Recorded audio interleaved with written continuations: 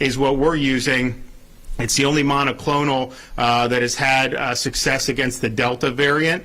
It's also one that can be applied as a prophylaxis. So if you're in high-risk group, like a nursing home resident, and you go in and somebody you're exposed, you can actually go in and use it in that situation. It's also the only monoclonal that's been approved for use subcutaneously. So mostly for and this is relatively recent, you could do this, most of the monoclonals have been in IV, and I know they have access to IV, but you got to sit there for an hour. You do the shots, it's usually two in the belly, one in each arm, and that takes minutes instead of an hour, so it allows you to be able to see more patients. A lot of the hospitals that have infusion centers, I mean, they will do them all day, but a lot of times they can only do 50 or so in a day. We're able to do many, many more because of that. So that's what's being used. And again, this is something that's been approved for emergency use the same time the vaccines were. It's not a substitute for vaccine. It's getting a different thing. Vaccines are designed to prevent infection, not doing as good a job as that as we hope, or prevent serious illness, which is still holding up, which we're happy to see that most of the people hospitalized are not people that had been vaccinated. But this is once you're infected, whether you're vaccinated or not, because if you're vaccinated in high risk with a breakthrough, this may be something that you want to do, and it has been done and it's helped people. But once you're doing that, this is now in the treatment stage, and this is an early treatment. You got to do this early. So if you are infected, by the time you get very, very ill and require hospitalization, it's probably too late for this to work. Clearly, the sooner you do it, the better you're going to be. And so people should just know, especially if you're in, I'll talk about some of the risk groups, but if you're in those high-risk groups in particular, when you do come down with COVID, even if you don't have bad symptoms initially, this may be a good option for you to do, because you don't want to see it progress. So we've been able to we have 17 sites open up across the state. Bay County, Brevard, Broward, Duval, Hillsborough, Lee, Manatee, Miami-Dade, Okaloosa, Orange, Palm Beach, Pasco, Polk, and Volusia. So if you look on the east coast of Florida, you go Jacksonville, then you go down to Ormond Beach, then Merritt Island, then here in St. Lucie County, then West Palm, Pembroke Pines, and Miami. So that whole east coast of Florida, we've tried to space it out so that folks have some relatively easy access. And I can't tell you it's going to be 5 minutes from your home, but if you look, we're trying to get it so that it's within driving distance to do. We're also doing the same on the west coast of Florida. We have one in Bonita Springs. We're going to be opening up another one in southwest Florida today. We have Bradenton, Hillsborough, Pasco. Pinellas is going to come on soon, and then we have two in northwest Florida. Of course, we have Orlando and Polk in Central Florida. Alachua is another one. That's North Central Florida. We're probably going to be opening up another one in Sumter County, and then also in Leon County near Tallahassee. So you look at the population centers in Florida, where we'll end up being, we're going to be able to get access. And don't forget, this is not the only access. Doctors, hospitals, you're seeing more and more people embrace this, and so if you don't have easy access to one of these sites, there's still other ways to be able to get it, so check that out. If you go to patientportalfl.com, you can make an appointment at these sites. Now, these sites also do accept walk-up patients, but if you want to have that set time, you can do that. To see all the state locations, you can visit floridahealthcovid19.gov. And again, early treatment is key, and that's what we want to make sure that we're able to do. Now, the monoclonals, the beauty of it is, if you're somebody that's at risk for hospitalization because of COVID, if you do it early, clinical trials and real-world data, it's about a 70% reduction in hospitalization. So that's obviously important to reduce hospital admissions just for the overall healthcare system. But in individual cases, I mean, if it doesn't progress to where you need hospitalization, obviously you're going to recover, and that's going to be good. So it will save lives as well. Now, the folks that are at the highest risk are the ones where this is going to benefit the most. And so, people that have compromised immune systems, people that have problems with their kidneys, people that have diabetes, people that are overweight. I mean, basically, if you have a BMI of 20 or above, 25 or above, then this is something that you would qualify for. Any heart or chronic lung conditions or heart conditions, and then, of course, elderly people. So I would say that particularly if you're, say, 50 and over, I mean, most Floridians are going to qualify under one of those rubrics once you hit that. And then, obviously, if you're below 50, you still may qualify for this. And so it's meant to target the folks that are the most high risk, but at the end of the day, I mean, it is relatively broad. And so just think about it as something that can benefit you. And I think that we will be able to see. We're collecting data. We've done thousands and thousands of treatments at these sites since we opened the first one in Jacksonville a couple weeks ago, and we're at the point now where across all these sites, we're going to do, probably thousands a day going forward, and obviously we want to keep that going. As if there's less infection, then there'll be less demand for it, which is great. But if people are still getting infected, you want to be able to offer this. And I think we've already seen anecdotes of this, but I think, as this week we get into the end of this month, I think the data is going to show that it is helping to reduce admissions. And that's something that's really, really significant, and it really means a lot. So I'm thankful to Department of Emergency Management from really working so quickly to do this. I mean, if you think about the infrastructure that's been put in place in just in a couple weeks to go from this being something that some hospitals were offering, most people didn't even know about it, to now it's being something that more people are talking about, and then now you have this big footprint, which is not fully complete, but is going to be complete very soon. That's very quick action. We saw an ability to make a difference and help people, and so we're doing it. And the interesting thing is, and this was true prior to us setting up these sites, anyone I the Regeneron had positive things to say about it. I mean, they would just say, I felt so bad, and then all of a sudden, I took it, and 24, 48 hours later, I felt much better. My symptoms were resolved. And so you hear that over and over again, and we are hearing it with a lot of the patients that are coming through our sites, which is obviously good because you want to see it make a difference for people. So I'm happy that this is here. I think it'll make a difference. It's not the last one we'll do. We do have some more, but we're going to end up with a pretty significant footprint. We're the first state in the country to really provide really, really easy access to this for the population. And Texas is doing it now, and I think you're going to see some other states, as you start to get into the fall and winter, and some of the northern states experience higher prevalence with Delta. I think you're going to see this become more of a tool in the arsenal.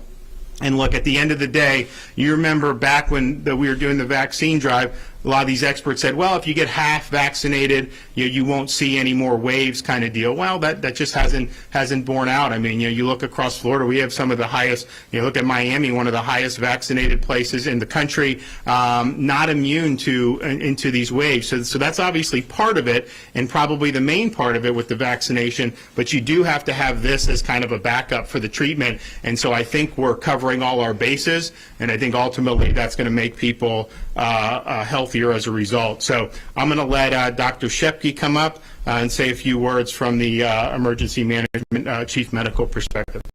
Thank you, Governor. So I think COVID is going to be with us for the foreseeable future, so it's really important for us to have both a prevention arm and a treatment arm. The vaccines, I know enough folks told me they want to wait how things roll out. They see full FDA approval, and now we do have that full FDA approval. These vaccines, hundreds of millions of people worldwide have received them. So if you're one of those folks that have been on the fence and wanted to take a wait-and-see attitude, now's really the time to start looking again at getting that vaccination, because I think COVID is going to be with us for quite some time, and the vaccines have, as the Governor said, held up really well at preventing severe illness, hospitalization, and death. But it does take about 6 weeks for the protection of the vaccines to kick in, and if you get infected right now, we need a treatment arm, and that's where these monoclonals come in.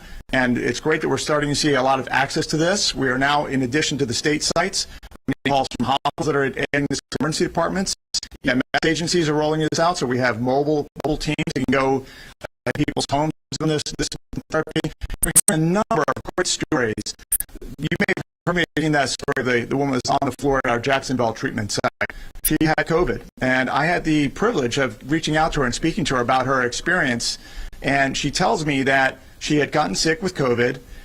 She couldn't really get the vaccine because she had some underlying health reasons that prevented her from getting the vaccine, and she just kept getting sicker and sicker. But her mother, a 77-year-old woman, had been following the news, had been watching the Governor DeSantis roll out of the monoclonal antibody sites, and basically said, you know, I know where you can get these antibodies, and that's when she went to the Jacksonville site, already feeling very sick. And I had a chance to speak to her today, and she's feeling so much better. This treatment works, but I do want to stress, like everything else in medicine, earlier is better. It's much easier to treat this when you get this early. Please, if you're somebody who has high-risk condition, high risk for a bad outcome from COVID, don't wait until you're feeling really, really bad, because this treatment is far more effective when you get it early. Thank you very much, Governor. Okay.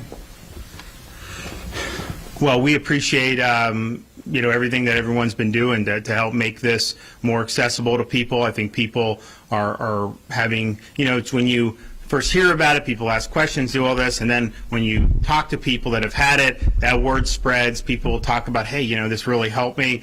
And so, look, same thing we've always said. We want to make this stuff available for all. This isn't mandated. It's up to you whether you want to avail yourself of it. But it is something that has flown under the radar for most of the past 9 months. But it does have a very good track record. And at the end of the day, we want to bring all the tools in the toolbox out to be able to help people as best we can. So that's what we're doing here, and we look forward to folks who need this to be able to come right here in St. Lucie County and access help. Okay, take a couple questions. Yes, ma'am. Is this going to be available at a statewide level for everyone eventually? So the answer is it's always been available. It's just been through hospitals, through different health systems, different doctors have done it. What are you seeing? You're seeing more of these people embrace this? You want to talk about it? Well, thank you for the question. So yes, I think this was unfortunately the best kept secret during this pandemic. This has been a therapy that's been around for quite some time, really almost as early as the vaccines, and it's very, very effective. It's been proven in multiple randomized controlled studies to be helpful.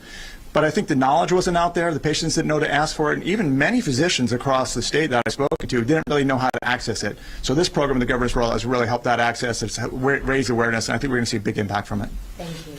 And, we, when we were looking at this, we have almost 90% of seniors vaccinated, 82% of people over 50, which of course are the highest risk group for hospitalization.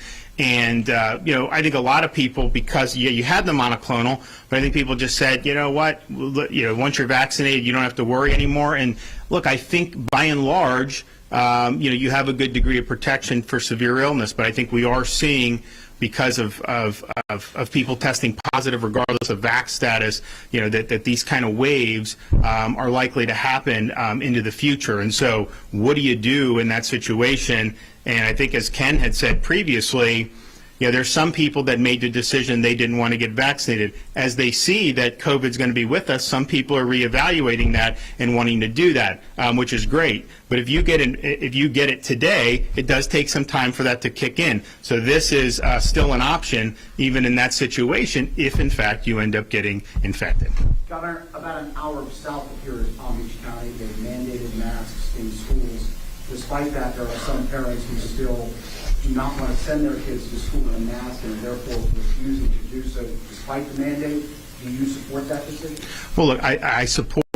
I want parents to ultimately have the call on masks and all this other stuff. How they want to do that, I don't know their circumstances, but all I can tell you is, when the legislature did the Parents' Bill of Rights, this is exactly one of the reasons why they did it, because they looked and they understood certain things really should be decided by the parents and not decided by the government. And particularly after last year in Florida, where you had no meaningful difference between districts that forced masks and districts that didn't, this is something that really matters for parents. And, I've had parents come up to me just saying how much better it is for their kids, because especially the young kids, being able to see the faces, being able to understand speech. It's actually harder to hear people when they're covered in masks. that this doesn't affect learning is total nonsense. In fact, there was actually stuff on the American Academy of Pediatrics website talking about how these visuals, they actually took it down because they're advocating forced masking. But I mean, that was kind of accepted. So you see all this, and my thing is like, look, we should be having parents make these decisions, and to take that away from them in violation of law, I think is unfortunate. Now, the fact that someone pulled their kids out of school, it just shows you they feel strongly about being able to make that decision. And, but I just ultimately think the parents have the best understanding, and I think if they think it's something that's harmful, and oh, by the way, none of these districts that are violating state law, none of them recognize immunity conferred through prior infection. That is anti-science. If a kid was infected this summer, that kid does not need to be in a mask no matter what you think of the mask. That has immunity. And so if you're not recognizing that basic, clear scientific fact at this point, it just shows you that this is more political than it is. Quarantining a healthy kid who's already recovered from COVID in the past, doing things with your agenda. Especially, some of these younger kids that have already recovered, there's no way to be imposing any mandates on them. Yes, sir. What's your take on the finally approving the Pfizer? Well, I think a lot of people were waiting for that. Some people looked at the Pfizer and the Moderna and said, well, emergency use, it hasn't technically been approved. So the thought is maybe now that it's finally approved, maybe that will cause some people to say, okay, it's gone through a longer evaluation period. Maybe we'll then go ahead and look at that. And so that's kind of something that'll be determined. I mean, people respond to some of these cues. I can tell you the most significant event with respect to our vaccination efforts by far was when they paused the J&J. If you look at where the U.S., not just Florida, the U.S., what happened after that J&J pause, it crashed and went down very significantly. It was an overreaction to pull the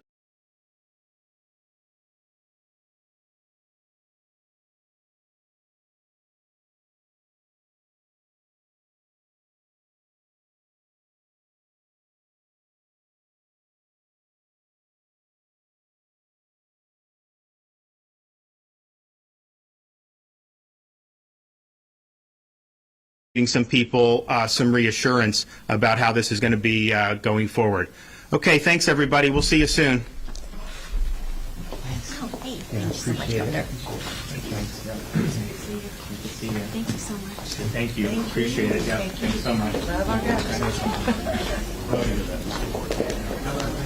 Thank you. Appreciate you guys. Thanks so much.